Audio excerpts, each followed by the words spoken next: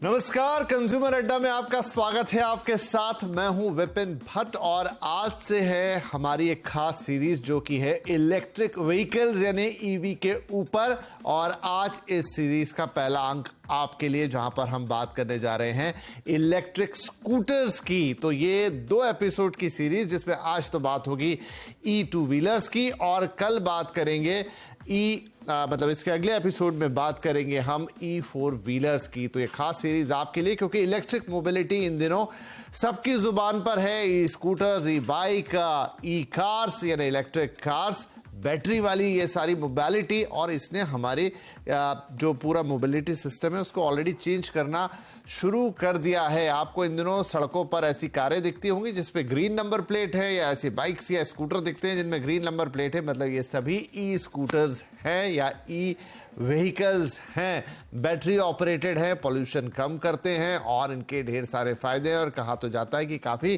Cost effective भी हैं। लेकिन अब जब बारी आती है कि भाई क्या हम भी एक खरीद लें, तो थोड़ा कंफ्यूजन हो जाता है कि टू व्हीलर की बात आती है तो ढेर सारे ब्रांड्स हैं। कुछ ब्रांड हैं जो कि वेल स्टेब्लिश है, कुछ ऐसे हैं जो सेकेंडरी ब्रांड्स भी हैं जो उतने वेल नोन तो नहीं है, लेकिन मार्केट में बहुत सारी वैरायटी उपलब्ध है। तो कौन सा खरीदे, क्या खरीदे, कैसे खरीदे, किन बातों का ध्यान रखें, सेफ्टी फीचर्स, तमाम बातें हैं जो मन में आती हैं।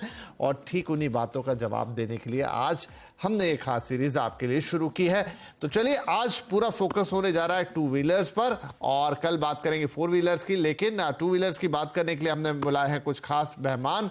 वर्ल्ड विजार्ड इनोवेशंस इन मोबिलिटी यानी कि जो आप जॉय ई बाइक्स के नाम से जानते हैं, उनके वाइस प्रेसिडेंट ऑपरेशंस आलोक जामदार, आईगो वाइज मोबिलिटी के सीईओ श्रवण अपन्ना और ऑटो एक्सपर्ट टूटू धवन, आप सभी का बहुत बहुत स्वागत है। तो हम आलोक आपसे ही शुरुआत करते हैं। तो मुझे सबसे पहला मेरा बेसिक सवाल यह है कि अभी तक तो देखिए कन्वेंशनल जो इंटरनल कंबशन इंजन जिसको कहें, जो कन्वेंशनल हमारे स्कूटर होते हैं सब उन्हीं पे चलते हैं। क्यों कोई कस्टमर उनसे ई व्हीकल्स पे शिफ्ट करे? सर पहले तो I would like to say lovely good evening to everybody of you. It's very nice. I have been able to join experts, automobile experts like yourselves. और आपका जहां तक सवाल है, it is a very valid question. In fact एक आम आदमी हमेशा पूछता है कि भाई I am comfortable with an internal combustion engine, why should I do that? Right.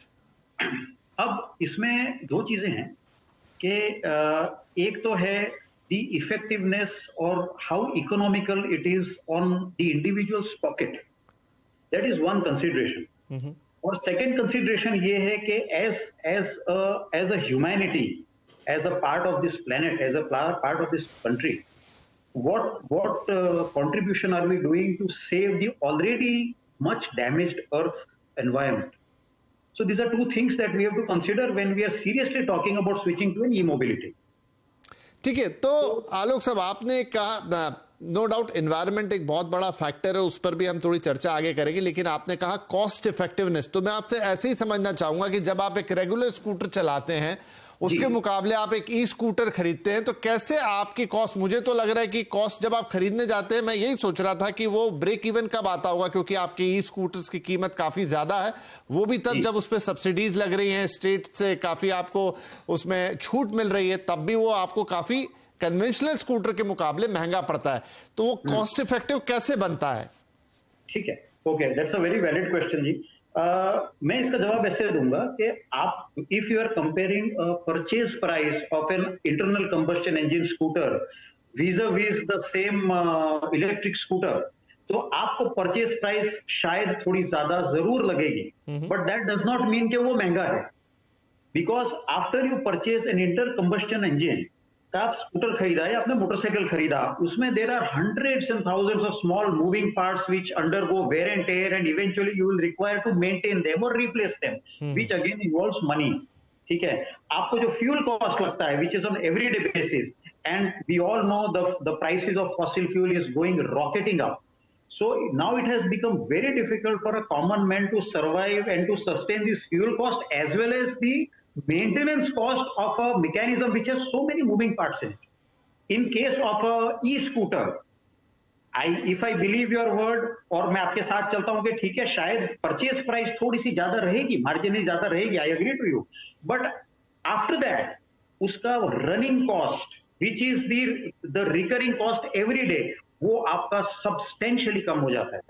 आपका maintenance cost almost goes to negligible because there are very very very few moving parts in is this. जो parts ही नहीं है moving parts, तो variant कौन सी चीज का होगा? So all these things make it a very viable and an economical and an affordable solution for a common man who doesn't want to or cannot spend so much on a petrol engine. That's what I would say. ठीक है, तो आप कह रहे हैं कि इसमें क्योंकि इतना कॉम्प्लेक्स सिस्टम ही नहीं होता, इसलिए वियर एंड टीयर कम होता है, मेंटेनेंस कॉस्ट बहुत लो आती है। श्रवण, दो चीजें हम जितना एक लेमैन के हिसाब से मैं यहां पर बातचीत कर रहा हूं, एक तो हो गई किसी भी ई व्हीकल के अंदर एक हो गई बैटरी और दूसरा हो गया उसकी motor.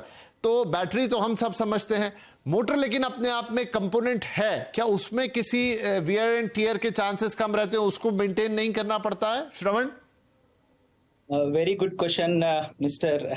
Vipin ji. First of all, very warm welcome and thank you for this wonderful panel. Okay, I agree with everything my co-panelist has been saying. Okay, मेरा हिंदी थोड़ा आप विनती करता हूँ कि we have to adjust. हाँ ठीक है जी। हाँ, मैं वो बिल्कुल सही है, थोड़ा ऐड करना चाहता हूँ।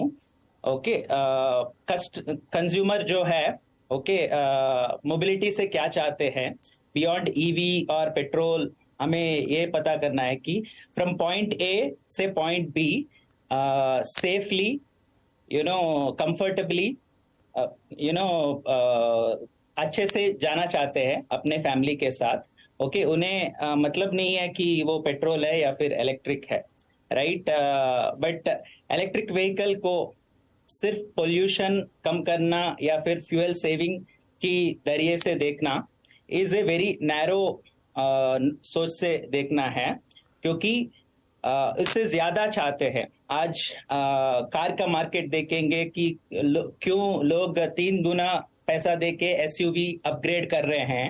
इवन मोबाइल फोन का मार्केट देखेंगे तो क्यों अच्छा 5G टेक्नोलॉजी वाले 5G अवेलेबल भी नहीं है हर जगह, फिर भी आधा 50% उसमें जा रहे हैं।